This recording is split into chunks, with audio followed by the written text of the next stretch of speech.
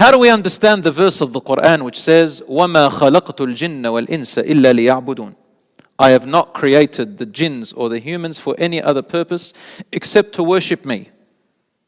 So does Allah need our worship? Did He create us because He was yearning for someone to worship Him because no one else worshipped Him? Or were the angels not enough? Because the angels asked. They said, "Oh Allah, are you going to create people on earth who will shed blood and spread corruption while we, the angels, we worship you and glorify you?"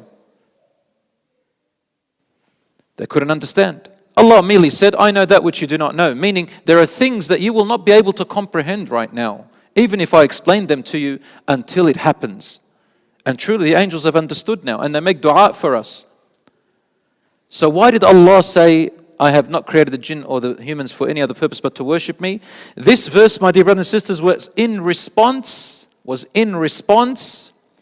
to the people who created out of God statues and deities. And they started to offer these gods and deities their food, their belongings, offerings. In ancient Greek, for example, ancient Greek theology, they used to do it. Today, there are several religions in the world, such as Hinduism and others.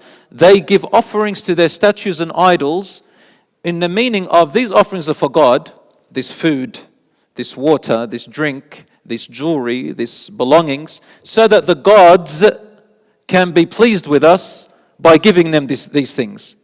So Allah responded by saying, "What are you doing? Your whole creation on earth was not so that you can feed me.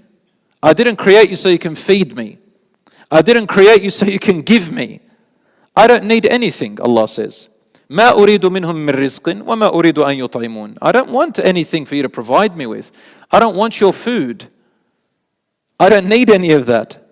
However, the relationship between a creation and their creator, Allah, cannot make sense in any way except that it's done through worship. The God and the creation, how do you have a relationship with Allah? How do you have a relationship with Allah? There's only one way. It's called worship. It's called worship. You don't worship anything else. That is how you connect with Allah subhanahu wa ta'ala. How do you connect to your parents? Through their own means. How do you connect with your wife or your husband, the ones you love? How do you connect to your children? How do you connect to your employer? How do you connect to your pet, which you have at home? Each one has a way that you connect with them. The only thing that makes sense and the only thing that is appropriate and befitting between the creation and God to have a relationship and connect with Him is worship. That's how you connect to your Creator, to Allah. So Allah is saying, the only reason that you are a creation or that you are here is just your duty is to worship. Nothing else. I don't want anything else. And when you worship, this is where you feel your connection with me. And that is when it's a whole new world for you. Brothers and sisters, think about it. Think of the opposite way. You cannot be here without a creator. Otherwise, did you create yourself? Did you make yourself? What, your parents? Your parents are a means. It's like a machine that produced something. Where did you come from? Do you have a beginning? There must be a beginning to this universe. If there was no beginning, there will be no existence. There has to be a beginning. That beginning has to be the absolute beginning. Who is that? The Creator. Who created the Creator? Nothing. That's like asking, can you make a triangle a square? No, because it's a triangle. That's it. Who created the Creator? No one. Because then that would be the Creator. This is an oxymoron. This is a contradiction. It is a wrong question. Some people, they say, if God is all powerful, if God is God powerful, can He create a rock which He cannot carry? Again, an absurd and silly question. If God is the all-powerful and can create a rock which He can't carry, it's an oxymoron, it's a contradiction. It cancels itself out. The question itself is stupid.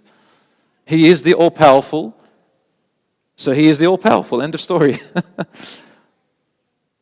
Allah is the creator and He is the beginning. Otherwise you and I won't be here. Allah says a simple statement, أَمْ خُلِقُوا مِنْ غَيْرِ شَيْءٍ أَمْ هُمُ الْخَالِقُونَ. Were they created from nothing, or did they create themselves? Brothers and sisters, just very quickly, something to think about.